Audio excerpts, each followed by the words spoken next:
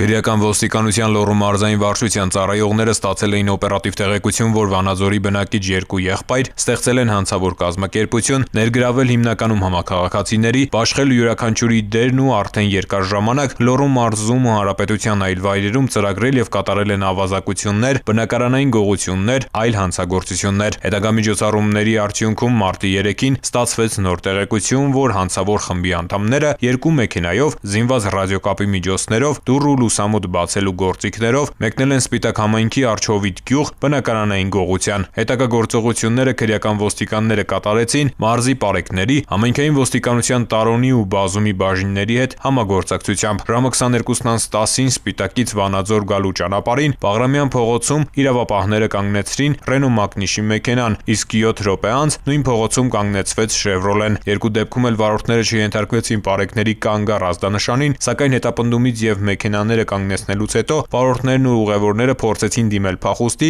ինչը եւս կանխվեց։ Կազմակերպիչ եղբայրներն ու եւս 5 հոգի ձերբակալվել ու տեղափոխվել են Լոռու մարզային վարչություն։ Մեքենաներում եւ նրանց անձնական խուզարկությամբ հայտնաբերվել են հրազեններ, ոսկյա եւ արծաթյա զարդեր ու գումար, որոնք ըստ իրենց գողացել են Արչովիտ գյուղի տնից։ Նախաձեռնվել է քրեական վարույթ։ Այս պահին բացահայտվել է հանցավոր խմբի կատարած բնակարանային գողության 15 դեպք։ Միջոցառումները շարունակվում են։